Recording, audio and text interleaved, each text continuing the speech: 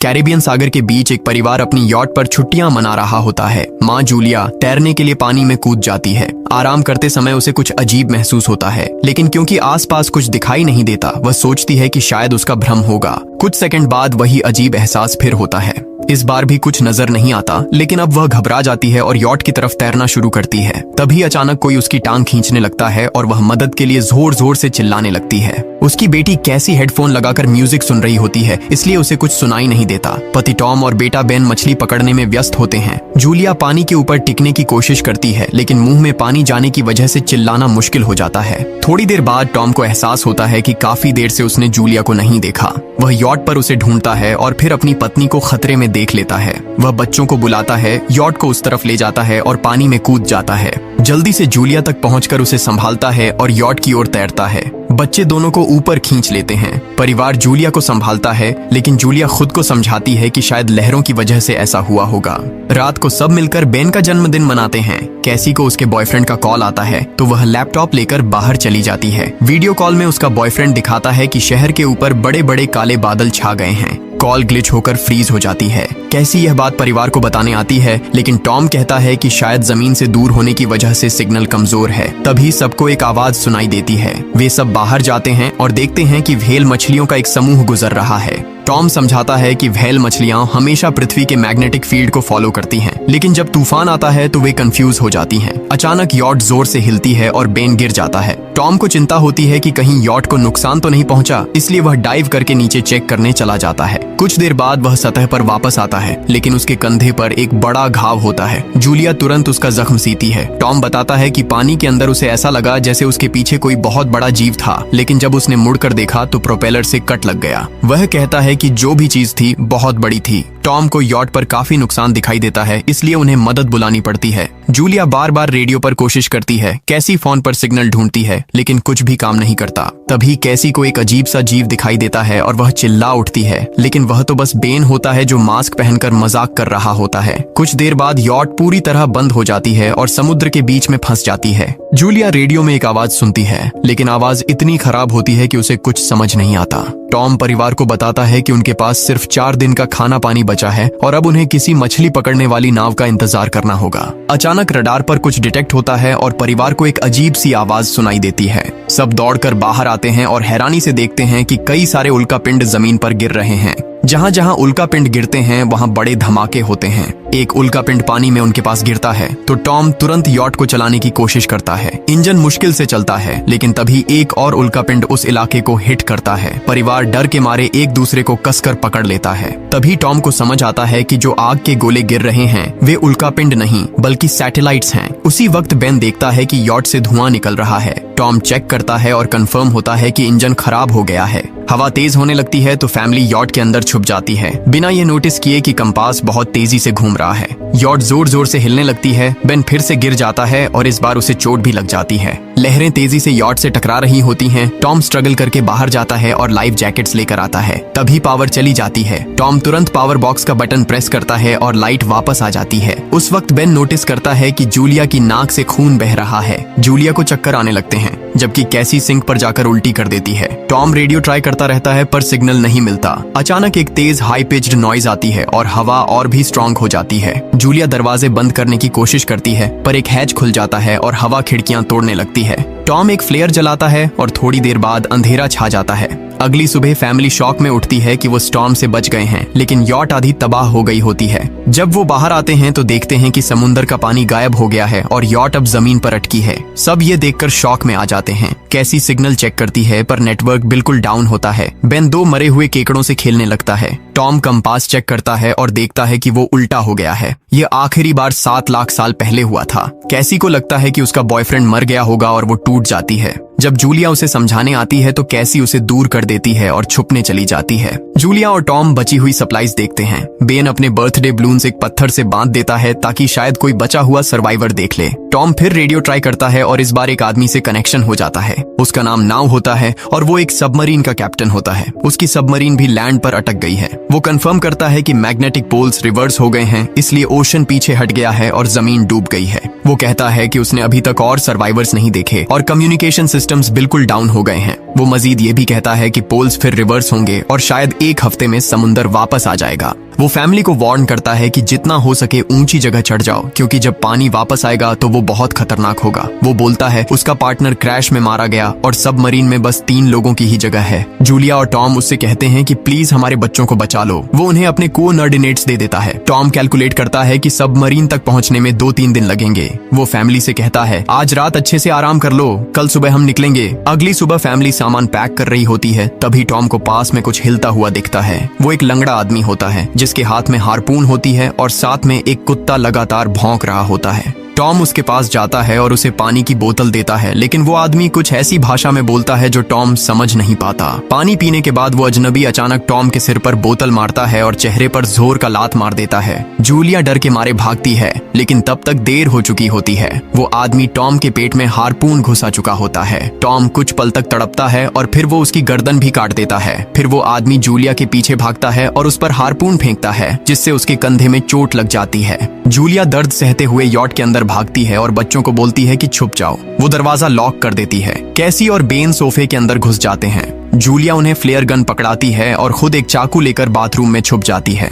वो आदमी दरवाजे पर जोर जोर से धक्के मारता है और आखिर अंदर घुस ही जाता है। पहले वो थोड़ा खाना उठाता है और फिर यॉट में इधर उधर ढूंढने लगता है, फिर बाथरूम की तरफ जाता है, लेकिन जूलिया समझदारी से एक छोटे छेद से बाहर निकल जाती है। वो आदमी सोचता है कि जूलिया भाग गई, लेकिन जैसे ही वो धीरे से निकलने लगती है, उसका कुत्ता उसे देख लेता है और भौंकने लगता है। कुत्ता उस पर झपटता है तो जूलिया चाकू से उसे मार देती है। कुत्ते की चीख सुनकर वो आदमी बाहर आता है और अपने कुत्ते की लाश देखकर आग बबूला हो जाता है। इस बीच जूलिया यॉट के दूसरे साइड से अंदर जाने की कोशिश करती है। वो ऊपर चढ़कर टूटी हुई खिड़की से अंदर घुसने लगती है, लेकिन वो आदमी पहले ही वहां पहुंच जाता है। वो उसे पकड़कर जोर से मुक्का मारता है, जिससे वो नीचे गिर जाती है। जूलिया फर्नीचर पकड़कर बचने की कोशिश करती है, लेकिन वो आदमी उसे लात मारकर दूर फेंक देता है। फिर वो उसकी कलाई पर पैर रख देता है ताकि वो चाकू छोड़ दे, और फिर उसके बाल पकड़कर उसका चेहरा जमीन पर दे मारता है और सोफे पर फेंककर उसका गला दबाने लगता है। बच्चे ये सब कुछ देख रहे होते हैं। कैसी बाहर निकलकर फ्लेयर गन चलाती है जो सीधा उस आदमी को लगती है। वो जल उठता है और यॉट में आग फैलने लगती है। बच्चे तुरंत भाग जाते हैं, लेकिन जूलिया वापस आती है। वो उसे एक किक मारकर गिराती है, मैप और बैग उठाती है और वहां से भाग जाती है। बेन और कैसी अपने पापा के पास जाकर रोने लगते हैं। जूलिया भी उनके साथ बैठ जाती है और तीनों मिलकर आंसुओं के साथ टॉम को आखिरी अलविदा कहते हैं। तभी वो डरावना आदमी फिर यॉट से बाहर निकल आता है तो फैमिली फिर से भागने लगती है। कुछ ही देर में यॉट एक बड़े धमाके के साथ उड़ जाती है। थोड़ी दूर चलने के बाद वो लोग एक छोटे से झरने के पास रुकते हैं ताकि थोड़ा आराम कर सकें। कैसी सोचती है कि शायद वो पागल आदमी उनके पास गुब्बारे देखकर आया था। ये सुनकर बेन खुद को कसूरवार मानने लगता है। जूलिया उसे समझाती है कि इसमें उसकी कोई गलती नहीं थी और सबको आगे बढ़ने को कहती है, क्योंकि वो आदमी अभी भी उनके पीछे है। रास्ते में एक छोटे तालाब के पास बेन एक मरी हुई हैमरहेड शार्क देखकर हैरान रह जाता है। तभी जूलिया नोटिस करती है कि वो आदमी फिर उनके करीब पहुंचने वाला है। सब लोग दौड़ पड़ते हैं और एक रेत के टीले से नीचे गिर जाते हैं, जहां उन्हें जहरीला कचरा दिखाई देता है। फैमिली सावधानी से उसे पार करती है और लगता है कि उन्होंने उस आदमी से पीछा छुड़ा लिया है। चलते चलते उन्हें बड़े बड़े मरे हुए सी एनिमल्स और समुंदर के नीचे जमा हुआ सारा प्लास्टिक दिखने लगता है।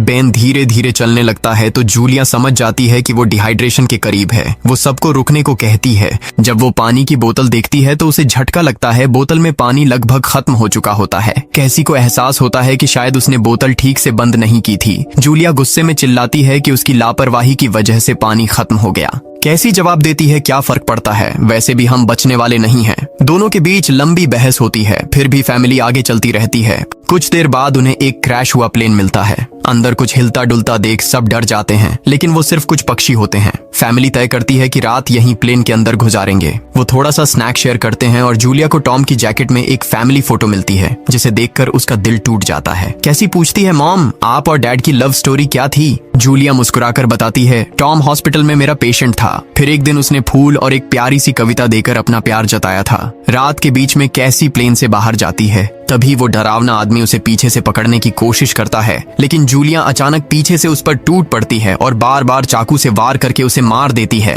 कैसी अपनी माँ को गले लगाकर शांत करती है। अगली सुबह उस आदमी की लाश पर कीड़े गुंड पड़े होते हैं। फैमिली नोटिस करती है कि उसके शरीर पर कई काटने के निशान हैं, मतलब इस एरिया में कोई खतरनाक जीव छिपा हुआ है। जैसे ही वो लोग वहां से निकलते हैं, केकड़े उसके मुंह से बाहर निकल आते हैं। कुछ घंटों बाद जूलिया और कैसी मैप देख रही होती हैं, लेकिन बेन धीरे से आगे निकल जाता है। जूलिया चिल्लाती है, रुक जाओ, लेकिन बेन एक तालाब में झुककर पानी पीने लगता है। जूलिया तुरंत उसे खींचकर बाहर निकालती है और समझाती है कि अनजान पानी उसे बीमार कर सकता है। धूप बहुत तेज हो जाती है तो फैमिली अपने सिर कपड़ों से ढक लेती है। बेन को चक्कर आने लगते हैं। तभी उन्हें कुछ पुराने कुर्सियां मिलती हैं और जूलिया कैसी उनसे एक टेम्पररी शेल्टर बना लेती हैं। जूलिया बेन को इंजेक्शन लगाती है और तय करती है कि वो रात वहीं बिताएंगे। सुबह जूलिया एक अजीब सी आवाज सुनकर उठती है।